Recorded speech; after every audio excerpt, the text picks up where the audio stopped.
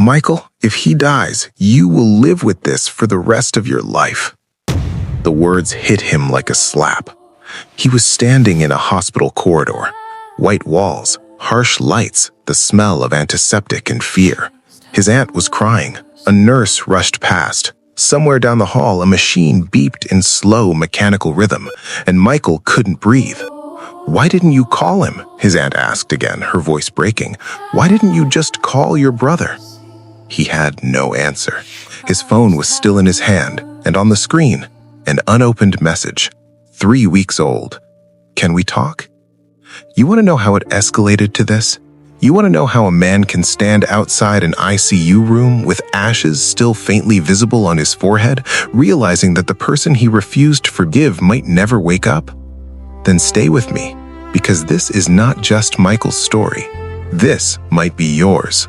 And before this ends, you will know exactly what God is asking you to confront this Lent.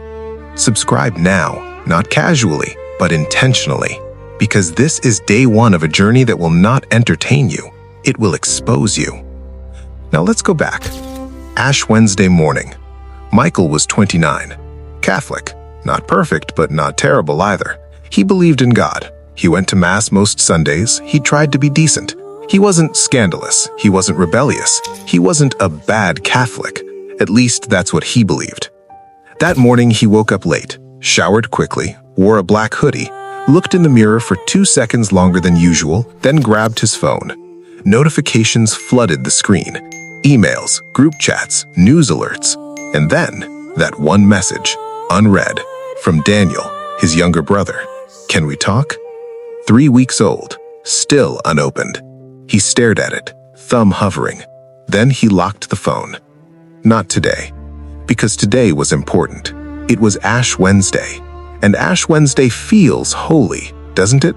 There's something dramatic about it. The silence in the church, the solemn faces, the line moving slowly toward the altar, the priest dipping his thumb into ashes, pressing them onto skin. "Remember, you are dust, and to dust you shall return." Michael stood in that line.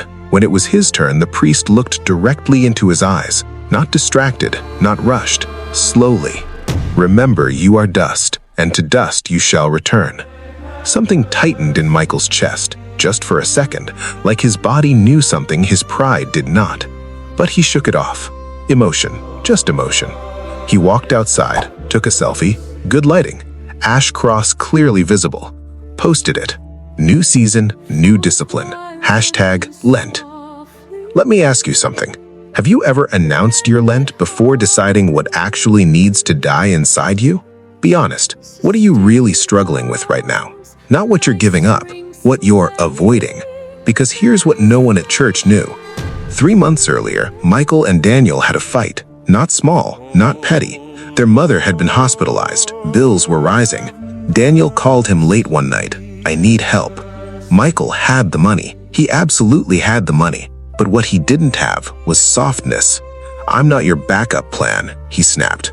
Silence. Then Daniel said something that cut deep. "You've always thought you were better than me." That was the last real conversation they had. 3 weeks ago, Daniel sent that message. "Can we talk?" Michael never opened it, because opening it meant possibility. Possibility that he was wrong. Possibility that he had been proud. Possibility that he would have to say, "I'm sorry." And pride is easier to carry than humility. Let me ask you something uncomfortable. Who are you punishing with your silence right now? And is your silence really protecting you or protecting your ego? That night after Ash Wednesday, Michael couldn't sleep. The words echoed. "Remember, you are dust." Dust. Temporary. Fragile. Finite. He imagined his funeral. Strange thought. Unsettling thought. But real. Would Daniel come? Would he stand over the coffin thinking, "We never fixed it"? And suddenly, Michael realized something. He wasn't afraid of death. He was afraid of regret. Have you ever realized that if someone died today, you wouldn't know how to repair what you left broken? Type this in your heart right now. Not tomorrow. Because repentance does not belong to tomorrow. It belongs to now. Michael decided what he would give up for Lent. Alcohol. 40 days. Serious. Disciplined. Respectable. Day 2, fine. Day 3, strong. Day 4, proud. I'm doing this. But every night, he scrolled past Daniel's name, unread, like a wound stitched shut without cleaning it first. On day 5, he attended daily mass. The gospel reading struck like lightning. If you bring your gift to the altar and remember your brother has something against you, leave your gift. First, be reconciled. Leave your gift before prayer, before sacrifice, before religious discipline. Reconcile.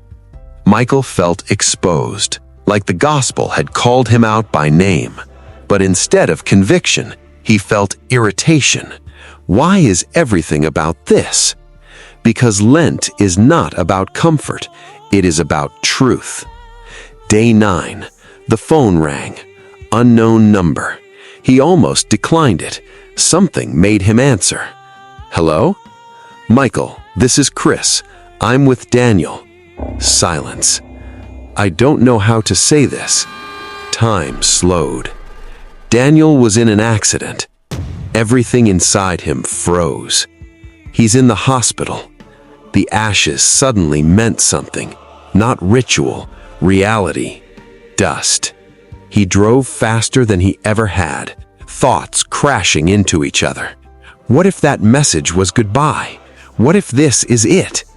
Have you ever felt regret before loss? That suffocating realization that you might have waited too long? Michael walked into the hospital room. Daniel was unconscious, machines breathing for him, bruised, bandaged, small, dust. All the pride dissolved instantly. All the arguments became irrelevant. Michael pulled out his phone, opened the message for the first time. Can we talk? And underneath it, a second message he had never seen, sent 2 minutes later. I'm sorry for what I said. Michael collapsed into the chair and wept. Not controlled tears, not dignified sorrow. He wept like someone who finally understood what pride costs. Let me ask you something deeply personal. If the person you are avoiding right now were lying unconscious, what would you say? Would your ego survive that moment, or would it shatter? That evening, Michael went to church, not because it was scheduled, because he could not breathe without grace. He entered the confessional shaking. Bless me, Father, for I have sinned. He confessed everything, the refusal, the arrogance, the silence, the superiority. And then he said the most honest thing he had said in years. I don't know if I'll get the chance to fix this. The priest paused, then spoke gently. Repentance is not about controlling the outcome. It is about surrendering the pride. Grace is not earned by fixing situations. It is received by admitting you cannot. Absolution was given, and Michael felt something unfamiliar, small, but safe. That is what Lent does. It reduces you, so grace can rebuild you. The next morning, Daniel woke up, stable, alive. Michael walked in, no rehearsed speech, no defense, no justification. I'm sorry. Long silence, then tears. You're my brother, Daniel whispered. They cried, because reconciliation weighs more than anger. Then Daniel said something that shattered him. I sent that message because I was scared. Scared of what? Scared something would happen and we'd stay like this forever. Some of you watching this are scared too. Scared to apologize, scared to forgive, scared to admit fault. But what if Lent is not about giving things up, What if it is about refusing to let relationships die unfinished? Listen carefully. This is day 1, not day 30, day 1, and you already know what God is pointing at. It is not coffee, it is not sugar, it is not social media, it is that name, that message, that unresolved argument, that confession you keep postponing. Ashes mean you are dust, and dust does not have unlimited time. So do not let tragedy force humility. Choose it today. After this ends, open the message, make the call, schedule confession, stop waiting for the hospital moment. If this pierced you, not emotionally, but spiritually, subscribe, because this is not content, this is confrontation. For 40 days, we are choosing honesty over image, humility over pride, conversion over performance. Comment this: today I choose repentance. Not tomorrow, today. Share this with someone before regret finds them first, because some apologies cannot be delivered at funerals. You are dust, which means time is short. Let Lent transform you. Tomorrow, we enter the desert.